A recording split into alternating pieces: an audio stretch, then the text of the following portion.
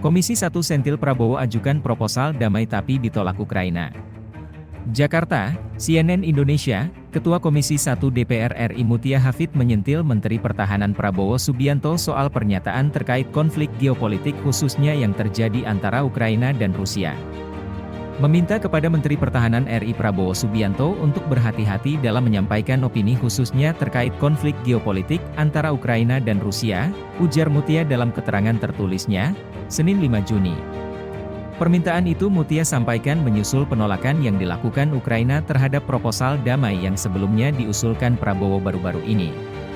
Posisi Indonesia dalam konflik ini sudah jelas, apalagi dalam sidang umum PBB Februari 2023 lalu, Indonesia termasuk ke dalam 141 negara yang menentang invasi Rusia ke Ukraina dan mendukung kedaulatan dan integritas teritorial Ukraina, tegas politikus Golkar itu. Mutia menyebut resolusi PBB telah dikeluarkan. Dan, tegasnya, Indonesia telah menyetujui resolusi yang meminta Rusia mengakhiri permusuhan dengan Ukraina.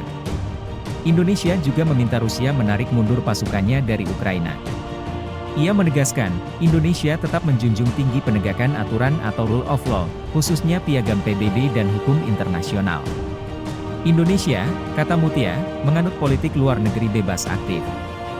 Hingga saat ini pun Indonesia menurutnya masih terus mendorong dialog dan diplomasi antara Ukraina dan Rusia melalui berbagai forum multilateral.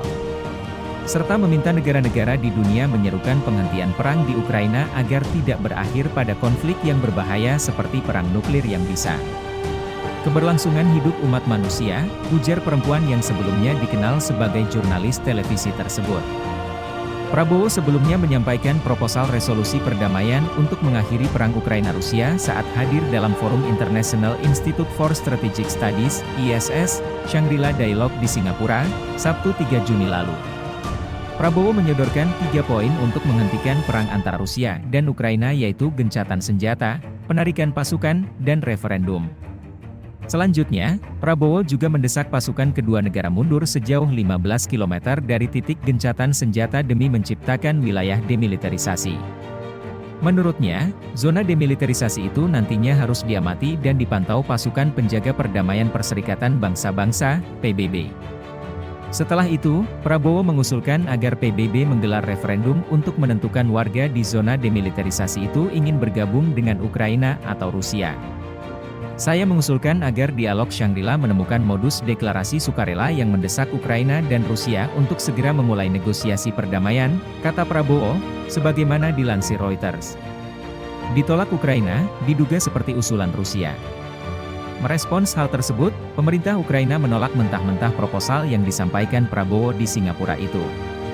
Alih-alih menganggapnya sebagai suara Indonesia, Ukraina yang menganggap proposal itu aneh malah menyebutnya terdengar seperti usulan Rusia, bukan Indonesia.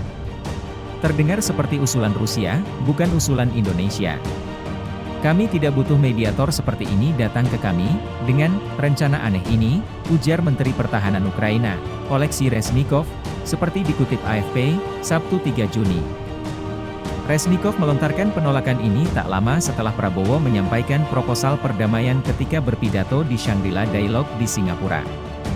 Di satu sisi, inisiatif Indonesia untuk mendorong perdamaian Ukraina-Rusia, sebelumnya sudah dilakukan saat Presiden RI Joko Widodo, Jokowi, melawat ke Kiev dan Moskow pada 2022 silam. Dalam kesempatan kala itu, Jokowi menawarkan untuk menengahi pembicaraan damai antara kedua pemimpin, bahkan untuk jadi seorang perantara perdamaian. Meskipun mendukung resolusi PBB mengecam serangan Rusia di Ukraina, Jokowi mengaku menahan diri agar tak menjatuhkan sanksi ekonomi terhadap Moskow.